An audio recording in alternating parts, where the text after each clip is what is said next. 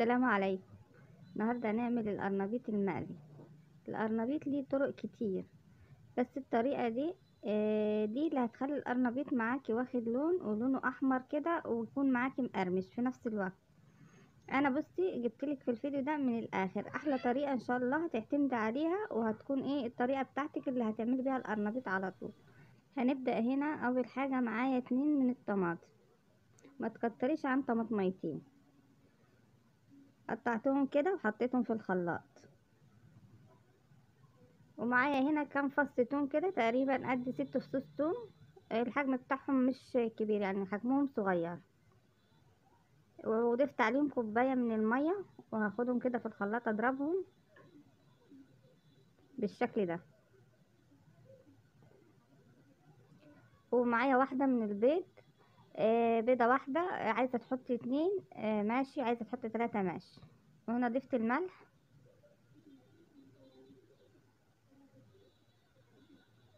ومعايا هنا رشة فلفل اسود،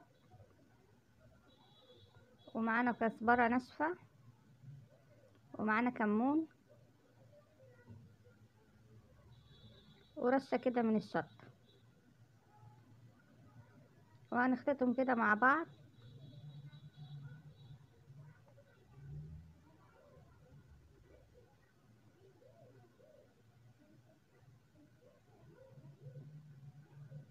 انا هنا معايا 3 كوبايات من الدقيق،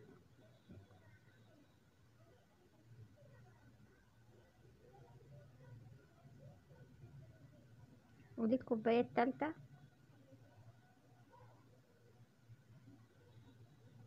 معانا هنا النشا، انا هضيف هنا 4 معالق كبار من النشا. هي كل كوباية ليها معلقة من النشا، بس انا هزود واحدة. النشا ده اساسي في خلطة القرنبيط، بيخلي الخلطة حلوة، بتخلي القرنبيط يقرمش معاك. هبدأ هنا اضيف المية واحدة واحدة، يعني كده شوية بالتدريج.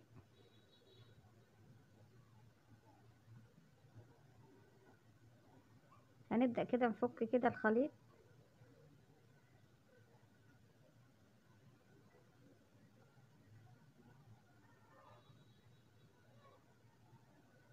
بصي، دي احلى طريقة لعمل القرنبيط.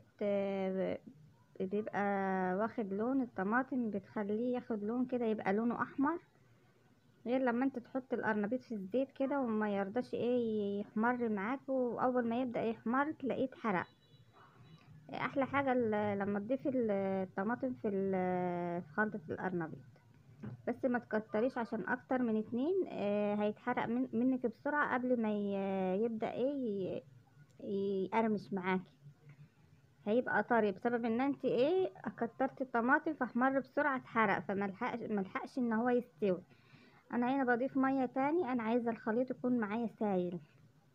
ما تعمليش ابدا خلطة القرنبيط تكون معاكي تخينة، ما بتبقاش حلوة. القرنبيط مش هيقرمش معاكي، وهيبقى معجن، هيبقى طري.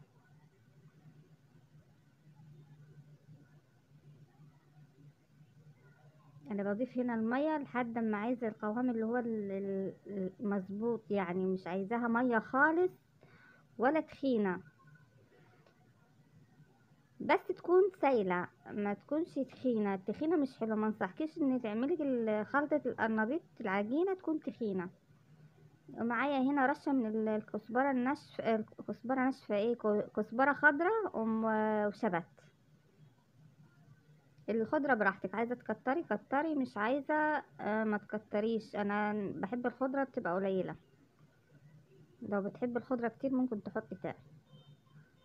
شايفين هنا القوام؟ اول ما ترفعي بالمضرب كده تلاقيه بينزل بسرعة كده، ينقط بسرعة. ده القوام اللي هو الحلو للخلطة بتاعت القرنبيط. وهنا بوريكم برضه. هنا خلاص كده خلطة القرنبيط بقت جاهزة معانا.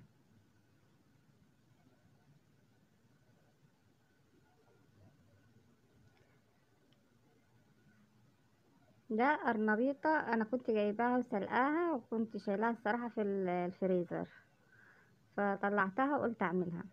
عايزين تعرفوا طريقة سلق القرنبيط؟ سهلة جدا. هو مية تغلي على النار، وملح ورشة كمون، وهتسلقوا فيها القرنبيط. بس اول حاجة تقطعيها، وقبل ما تسلقيها تغسليها الاول تحت الحنفية. انا هنا بصي بحط القرنبيط اهو في الخليط، وهناخد القرنبيط ده وهروح على البوتاجاز ابدا نقلي فيه.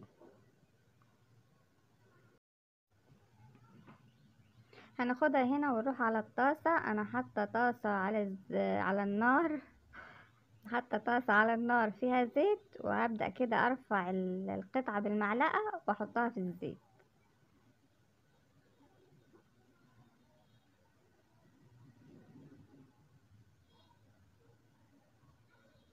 انا بحاول افضل اللي على المعلقة، عشان يعني ما يتنطورش كده خليط كده في الزيت كتير.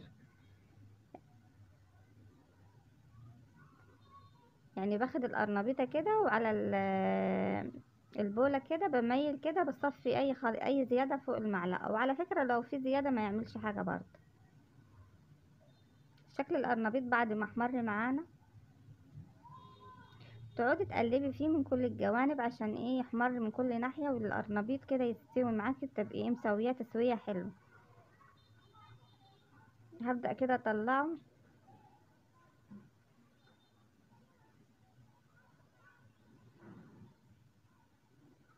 صفيهم كده حلو من الزيت.